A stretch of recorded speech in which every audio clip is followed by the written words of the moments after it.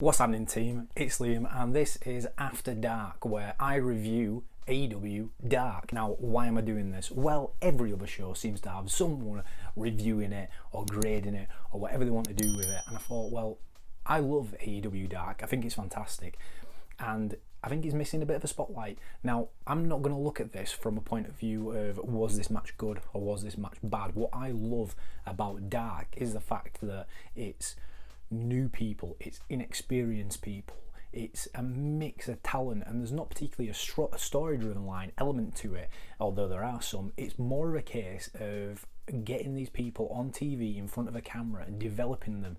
And some of my favourite people from AEW have spent a good amount of time on Dark building themselves up, and I almost want to capitalise on that with the people that are coming in now.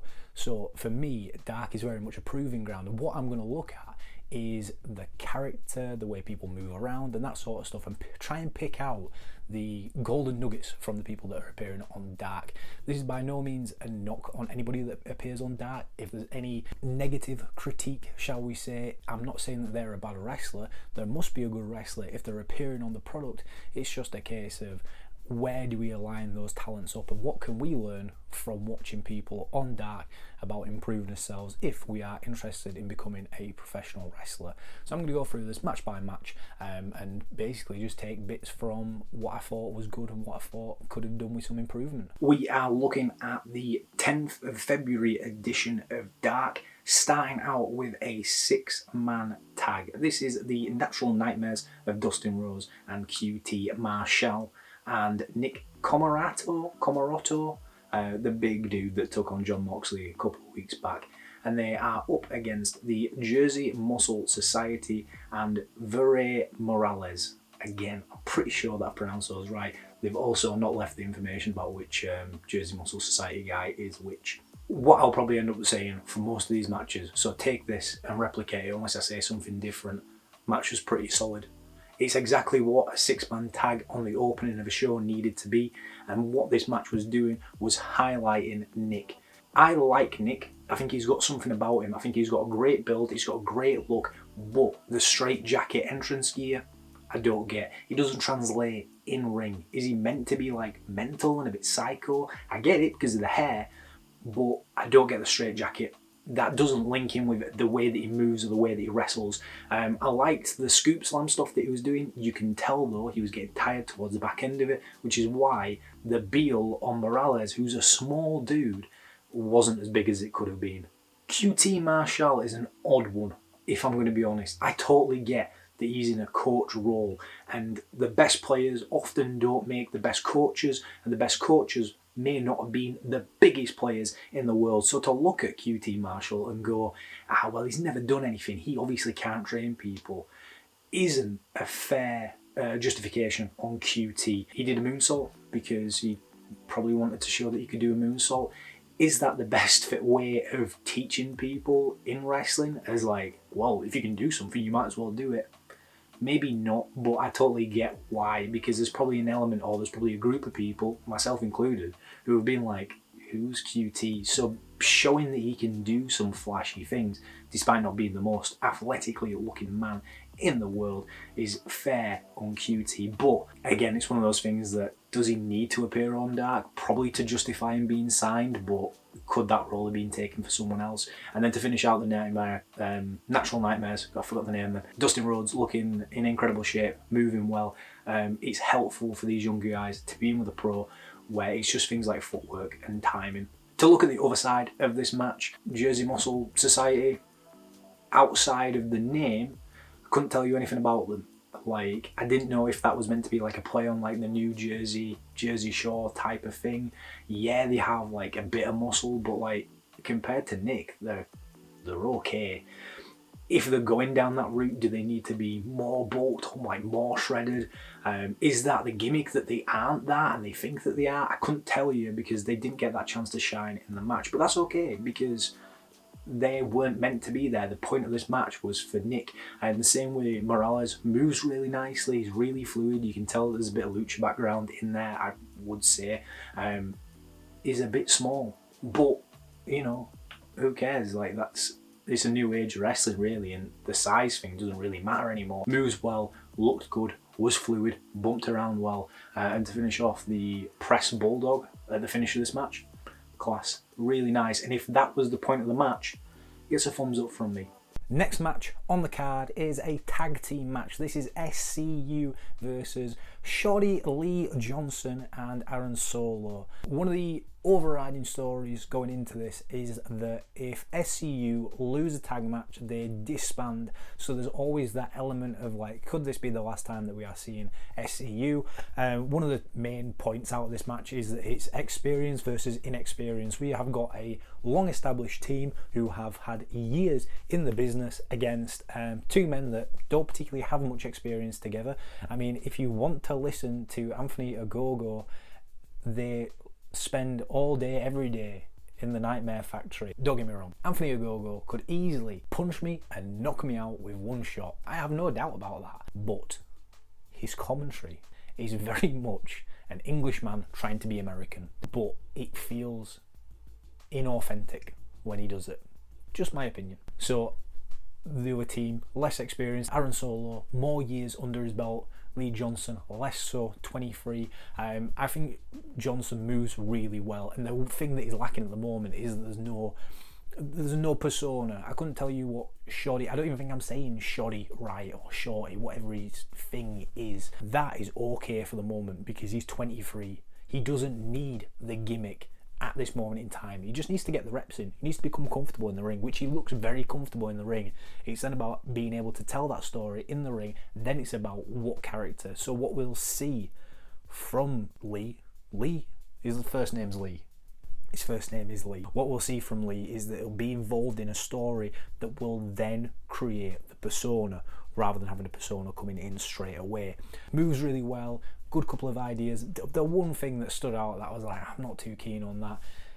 We've all done it. If you've been a pro wrestler, you've probably done the aeroplane spin and gone, I'm going to use this. He does the aeroplane spin to put him down, to do a drop kick, to then do the blue thunder bomb. My opinion, aeroplane spin, and then reverse the movement, or aeroplane spin, down, reverse the movement, blue thunder bomb, to package it all together. There was no need for the drop kick. Aaron Solo, being around, moves well, bumps well, for me isn't a face, but what he's doing at this moment and what this match is more about is giving Lee those in-ring experience, giving him those reps. So Aaron's place at this moment in time is to go, this is your highlight. So he doesn't need to be like, oh yes, I am a face. I think he would work far better as a heel. It's just when he's given that opportunity through it. SCU work really well. They are a team. That's all good. Little bits like Kaz blocking the ring was a really nice subtle moment, and just played into this story of experienced team versus inexperienced team. Their tag moves move really well. There was only one point where I was like, that didn't particularly work, but outside of that, everything moves really fluid. They obviously have massive chemistry together. What will be nice will be to see the fulfillment of this story of SCU losing, and I hope that they do it to an upcoming team rather than it being Kaz being sick of Christopher Daniels, for example, and going on a solo run. They don't need that now. They need to put someone else over with it. The match is long. For Dark especially, the match is long, and it's okay. It got to a point where I was sort of losing wind a little bit, but I mean, it moves fine. Overall, again, does its purpose. Puts another win in the column of SCU. Gives Lee Johnson a chance to get out there and get some reps under his belt, and eventually Aaron Solo will have something that just gives him a little bit more purpose within the AEW realm. Next up we have a singles match. This is Brian Cage with with Hook against Jake SaintPierre. Me talking about this will probably be longer than the match was. It's a short match. It's to put over the Street Fighter Revolution. Jake St. Patrick. Exactly what he needs to do in that situation, which is bump around and be there for Brian Cage. Brian Cage is ridiculously strong. They just needed to put him over. Jake St. Patrick. Don't need anything there, and that's fine, because that's the purpose of this match, is to put over the street fight. It's no discredit. Jake St. Patrick. Fine, he will have another match at some point, and really anything on Brian Cage will just make Brian Cage look weaker. Didn't need that. This match, fine, serves its purpose. The Acclaimed are the best thing about AEW, and genuinely will be mega stars come 5 years' time. The next segment is the Acclaimed bit where they are just ripping into the Dinner Debonair sketch that MJF and Chris Jericho did. Why this is not on Dynamite, I don't know, because they've done two now. They did one about the Battle Royal and then they've done this one, and honestly it is the most entertaining thing that I have seen in years. Max Caster, I genuinely believe if they book him right and if he keeps on the way that he's going, will be an absolute megastar. He has so much charisma about him that you just can't take your eyes off him, and that's no disrespect to Anthony Bowens because he's also super charismatic. They just light up the screen whenever they're on it. Magic. Honestly, if you haven't watched this segment, seek it out and watch it. If you're watching this review, you've probably watched Dark anyway. If you haven't, go watch Dark, go watch this segment and tell me that they aren't money. Tell me that in a couple of years' time, Max Caster isn't going to be AEW World Champion. Genuinely, I would put money on it. First women's match of the night, and it's Miranda Elise. No, it's not. Fuck. Elise. First women's match of the night, and it's Miranda Elise. First women's match of the night, and it's Miranda Elise versus Nyla Rose. So I'm going to do this bit all over again. The first women's match on the card, and it's Miranda Elise. The first women's match on the card, and it's Miranda Elise versus Nyla Rose with Vicky Guerrero in her corner. Being completely honest, I don't really understand why Nyla needs a manager or would want a manager. Anyway, that sort of plays into this match. It's very much like the Brian Cage match. They are bigging up the Eliminator tournament for the number one contendership of the women's title, which Nyla is in. Obviously, there's a size difference here, and it runs pretty much the same in terms of story, which is fine. I'm not looking for a huge diverse show out of Dark. Sometimes these matches need to happen. Couple of bits with it though.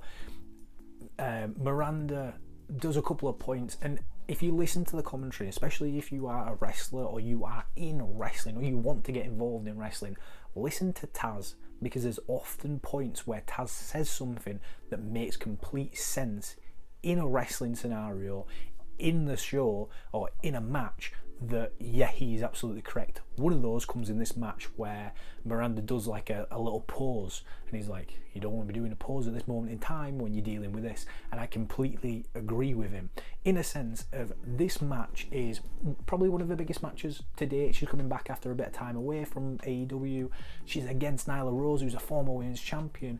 I think she does like a basement drop kick and then just takes a second to be like, nah, that ain't the match for this. I needed more fire from her. She gets slapped by Vicky Guerrero that doesn't really connect, and then that leads into a bit of an up spot for her. And Miranda doesn't sell it. Like, she takes a slap and she's like, oh, but there's no fire. And if she'd have put some fire into that, it would have made more sense as to why she could start running again. She's just been splashed by Nyla Rose. She takes this slap, and really there should be this like burning fire in her that's like, how dare you slap me? Instead we just get this shocked facial that's like, and then we're into a run spot again. The context of the match and giving moments a meaning. That slap could have meant so much more, and I just think he was missing that little detail out of it. As for Nyla Rose, I completely get the splash, like, oh, I'm not going to pin you, to like extend the match out a little bit. The only thing that needs to come alongside of that is the selling from it, from both sides. There should be more of a shocked look on Nyla Rose's face when Miranda starts to come back up at her. She should be like, oh my god, I should have finished this, but doesn't. But again, I'm looking into like finer details out of it. Again, it serves the purpose of putting Nyla over, having a chance to talk about the women's eliminator tournament, and giving Miranda that chance to get back in front of the cameras on AEW Dark. Singles action with Pac versus VSK in the battle of the three-letter name. Now, obviously this isn't going to be a massively back and forth competition. Pac is one of the elite, as they say on commentary, elite competitors in all elite wrestling, and that's absolutely fine. This match is there to promote Dynamite. Pac's got a match on Dynamite. If you want to see more of Pac, tune into Dynamite. This is exactly what Dark is there for. It's free for everybody to watch. but he wants to get eyes on Dynamite. So this is exactly what that match is doing. VSK performs absolutely fine in this match. Again, does he have much of a character? What does VSK mean? I don't know, but that's not the purpose of this match. That's not the purpose of this segment. I'm not looking to find out who VSK is. I'm looking to watch Pac and go, I want to see him batter Ryan Nemeth. I think Ryan, right? We'll see you later on. Some nice stuff, nice bit of back and forth. Really nice spot out of it was that VSK gets some stuff up on him. He hits a drop kick, does like a DVD onto the knee, hits like a low running Euro, hits the pin, not even a count, not even a 1 count, which is fine because Pac is up here. And really, would he sell that much? Probably not. But VSK still looks really good moving around, and fair credit to him. Again, this match is to put over Dynamite, and it served its purpose absolutely fine. It's an odd finish where he just hits a boot and then he's like, now I'm going to lock in the brutalizer. But you know what? It's cool. It means that like he's not going to mess about. He doesn't need to hit anything to lead into it. If the guy's on his front, he's just going to lock it in. Fair play to Pac. More singles action next, where we have Sonny Kiss versus Casey Navaro. Sonny Kiss has Joey Janella ringside. Ricky Starks in on commentary. I like the duo. I like the trio duo of Excalibur, Taz and Ricky Starks. I think that plays quite nicely. The match is absolutely solid. I think these matches, or some of these matches, are about like Sonny Kiss, who's the more experienced person, getting more reps in and having the chance to hit some new things in an in-match scenario, in Casey Navaro just getting the chance to showcase what they can do. I liked it. It was a nice steady match. I didn't think there was anything too massive out of it. You can tell though that like the start stretch is very much like this, then this, then this, then this, then this. And that's very much a case of like, we'll do this first syndrome that I've experienced multiple times, and I see it quite a lot, where the start of the match is like one long spot that they've gone over and over and over and over again, and then Sonny Kiss hits the splits leg drop, and then it's like, and then the tone of the match changes. So it starts off at a high pace, but that's because they've planned that entire spot, and it's not like a knock against it. It's just a common thread that I see when it comes to wrestling. And my one thing with Casey Navaro is that he might be a little bit small, and like I feel awful saying that because obviously we're all in different sizes. I think that would possibly be the one thing that holds him back, but to his credit, he moves well, he plays up to his size, he's not doing anything that doesn't fit him particularly. I can see elements of a character coming through. I think it could do him more, but again, it's not really the spot for him to put over his character. Sonny Kiss has some great offense, moves really nicely, moves really fluidly, different, engaging, and when we're looking at wrestling and we're looking at like a variety show of things, I think Sonny Kiss hits that demographic, or hits that of being a variety act fantastically. I think there's more to come from Sonny Kiss in the future. We're back in with some female action. We have Ty Conte versus Alex Gracia. This match is more, again, one of those things of giving Ty the reps in ring, allowing her to try some new offense, allowing her just to become more polished. I think they have a lot of stock in Ty for good reason as well. She's got a really cool martial arts background with the judo stuff that Taz loves to put over, has a good look, has that like inbuilt like charisma around her, so I think it's wise that they're investing time into her. Short-ish match, again, just needs to put over Ty, couple of bits from it. Alex does a really good job of selling the leg before she takes off on a run after doing the knee bar where they roll to the outside. That's cool, but then in terms of other bits of selling, sort of goes a little bit out the window. She hits a really, really nice DDT. It's like a hammerlock DDT and murders her, and like the commentary are like, that's it, that's the finish, that's the finish, and that should have been the finish. It didn't need any more out of that. But then after that point, she picks her up, and then Alex is just like, this is fine, I've not been hit with a DDT at all, I'm absolutely 100%. And to me, it killed the move. Like, it killed this big impact move that was like, wow, that was cool, and then just made it another thing that has gone by the wayside. And really, that comes into the planning of this match, and they've stuck too rigid to it. And what that really should have been was DDT into the submission thing, which isn't the nicest transition. She does it at the end. Like, it feels like Ty needs to get all these moves in because she's planned them. So she does the DDT, and then she does the knee in the corner, and then she does a bicycle kick, and then she does the submission. And she didn't need those kicks, because really it should have been DDT into that submission that wasn't the cleanest execution. Again, this is AEW Dark, we're trying things, and I think that's just one of those things that she'll probably leave to a wayside. The important thing to learn here is that if you hit something that should have been a finish, make it the finish, especially for Dark. It doesn't matter how long these shows go. Sometimes they're an hour 50, other times they're 3 hours. That was a long Dark. It doesn't really matter, time will fill in.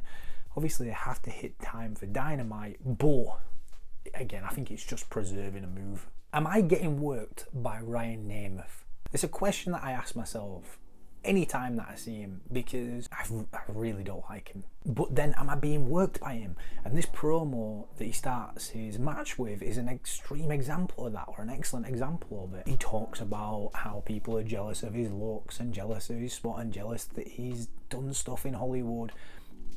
He's got an uncredited role in a Pee Wee Herman film. But then am I being worked by it? Is that the gimmick, that he thinks that he's like this Hollywood hunk, but actually he isn't? I don't know, personally. We watched a Road to Dynamite before his debut, and he was talking about how he doesn't wrestle like anybody else, and that he's sick of like comparisons to his brother, and then wears the same gear, and wears the same boots, and has the same hair, and does all the same moves. But then am I being worked? Is he intentionally doing that? So I get riled up, because he said that he's not going to be like Dolph, but then he is being like Dolph. I don't know. Maybe I'm giving him too much credit. Maybe that's exactly what he wants. I'll leave that open. He's up against Marco Stunt here. Now, I mentioned this a couple of times already, but when guys are smaller, it can maybe be a bit of a detriment. However, I believe everything that Marco Stunt does. Everything that he does has conviction behind it, and you can tell that he's the smallest dog in the fight, but he's always fighting. And that is, I think, the reason as to why we can have these big guys and these small guys all being on one show, because they put in the fight, and especially when it's done in a way like Marco Stunt does, who is very legitimately believable. I don't think I've never had a problem with believing in what Marco Stunt does. I also think he's very charismatic. The match is okay, puts over Ryan Nemeth.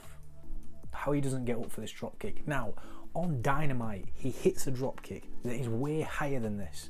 So tell me, Ryan, tell me why you fluff this dropkick and didn't nearly go over the top of Marco Stunt, and instead like dropkicked his waistband.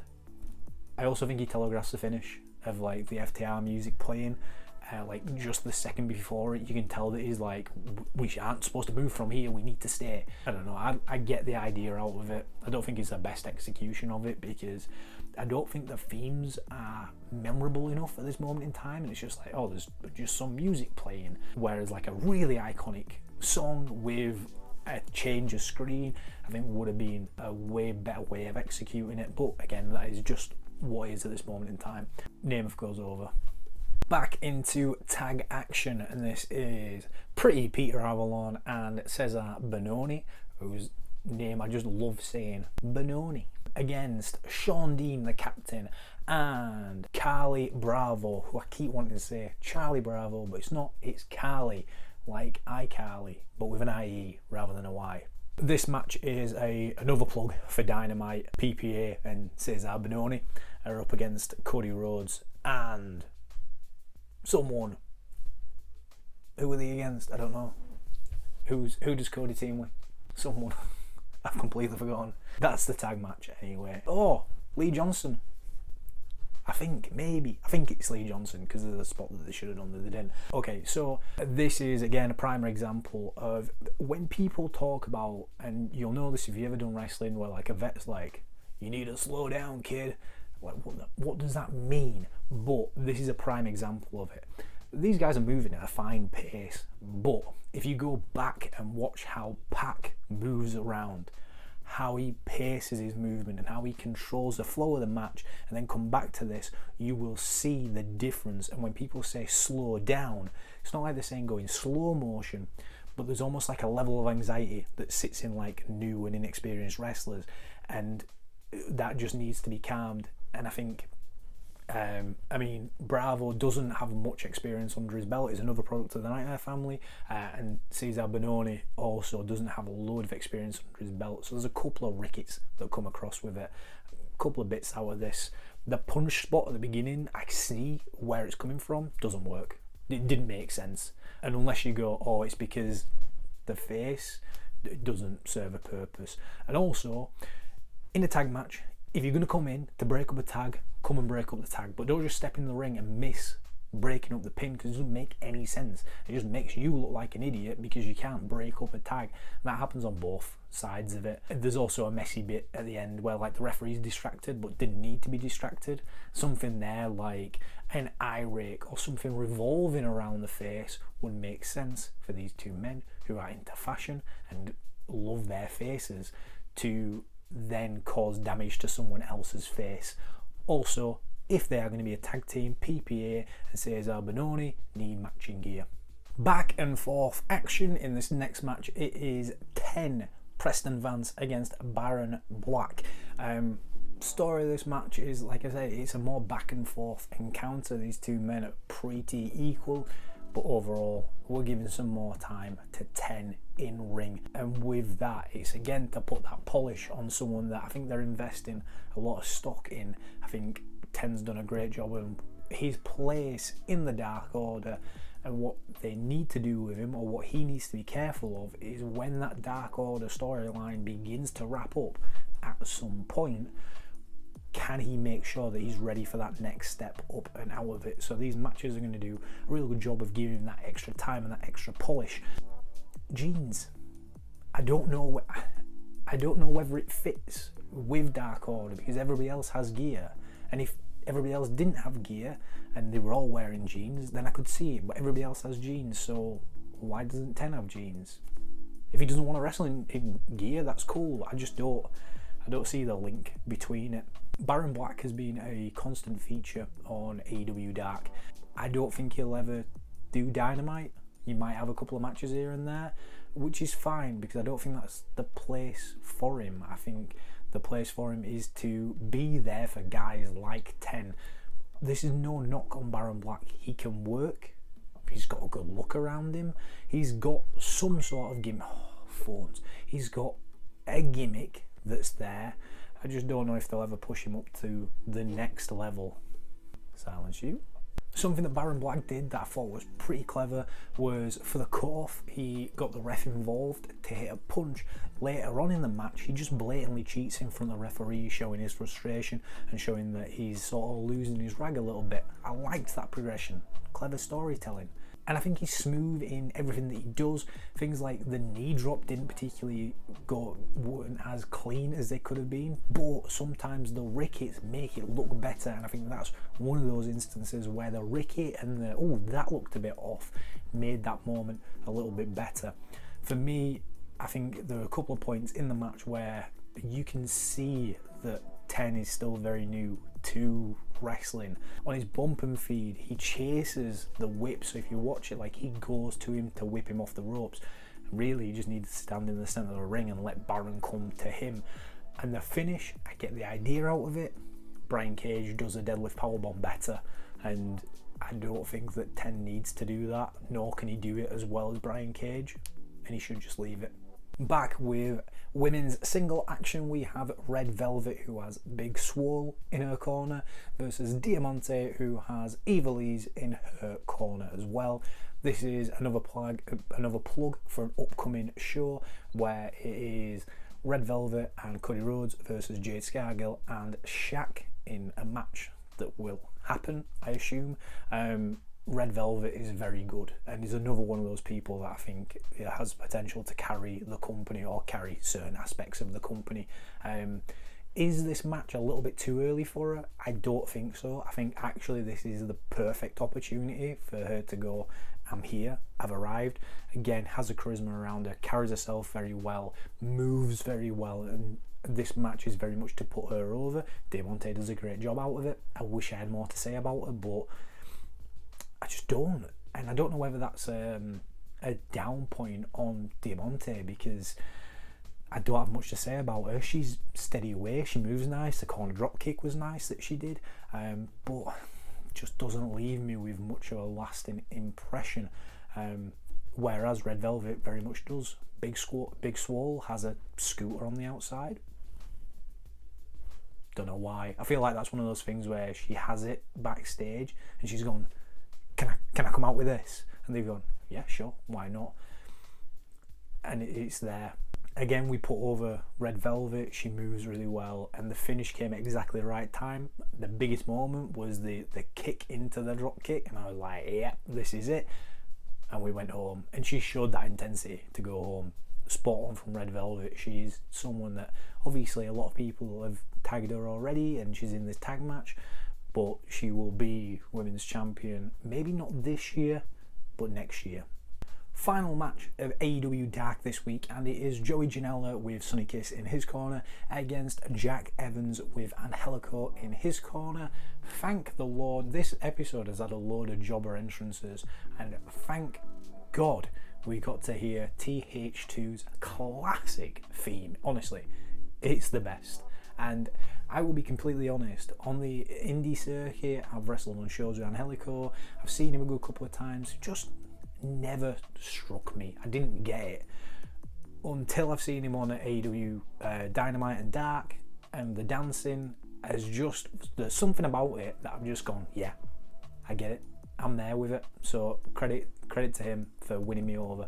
Interesting thing to note on this is that there is a crowd on this, and you can clearly see Joey Janela working the crowd at multiple moments throughout this match.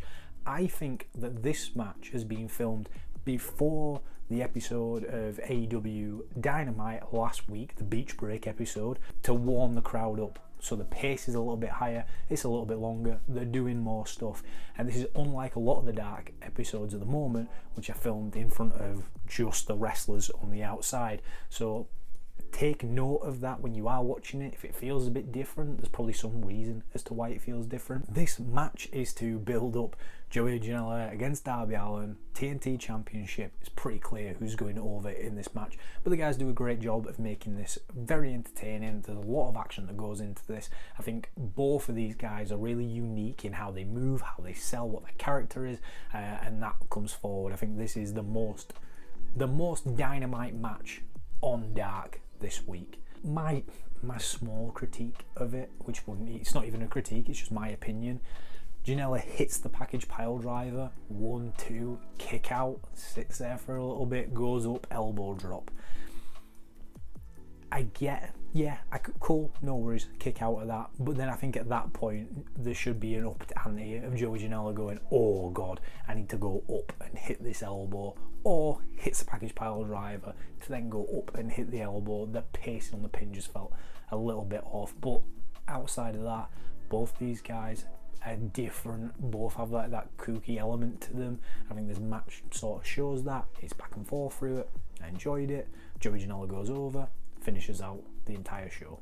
And that concludes After Dark. My top moment of Dark this week, the light in the dark, has got to be the Acclaimed promo. Just perfect. What do you think? What do you think about the things that I've said? Do you agree? Do you disagree? Let me know in the comments below. What is your light in the dark moment? And fingers crossed, if this goes well, and if it doesn't take forever to edit, I will see you next week After Dark.